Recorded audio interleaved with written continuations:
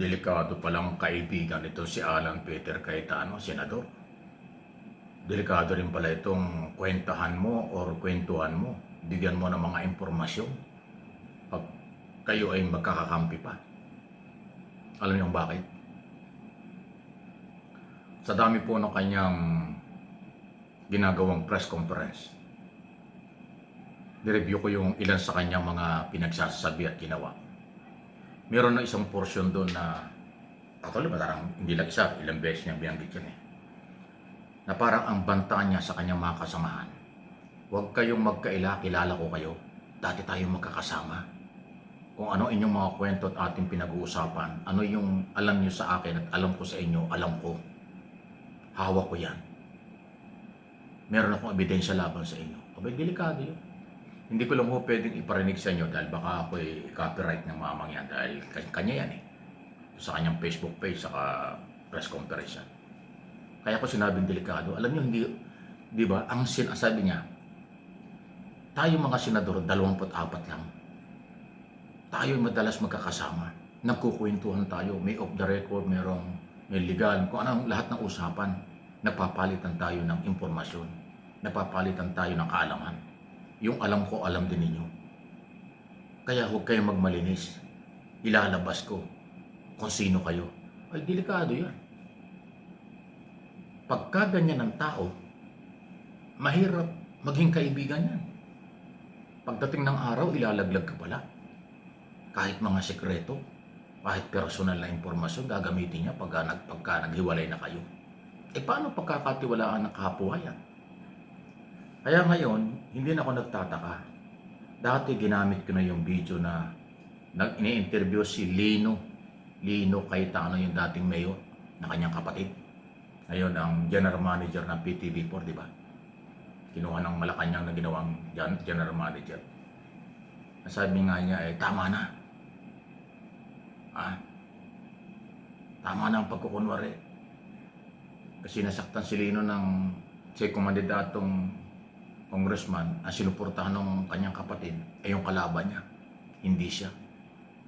Parang makasarili daw galaw. So, yun yung mga more or less na nangyari. Tapos ito ngayon, doon sa kanyang mga press conference, ipinangangalanda kanya na may pagbabanta at pananakot nga na. Kilala ko kayo, lahat ng pinag-usapan natin nung araw na tayo magkakasama, alam ko kung sino kayo at ano inyong ginawa at inyong sinasabi.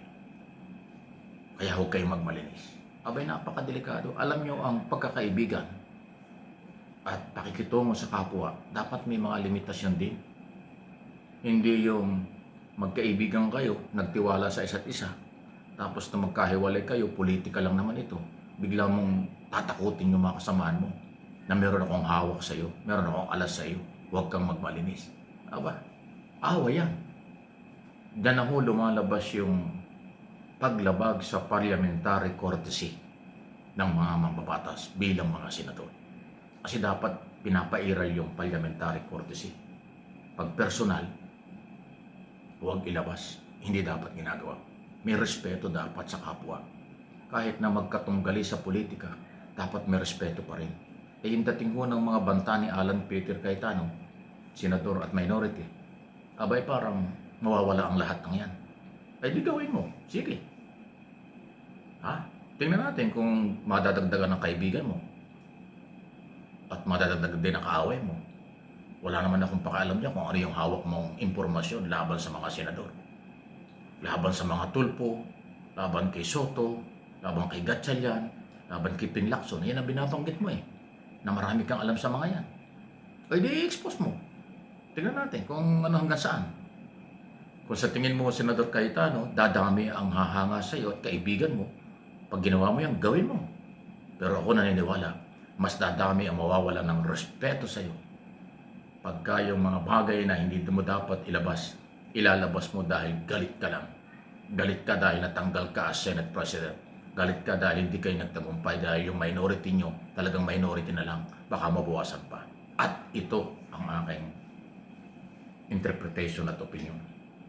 Pag nanatiling ganyan ang style ni Cayetano bilang leader ng oposisyon at minority leader ng Senado, huwag na tayo magtaka. Iiwan yan. ng kapwa senador.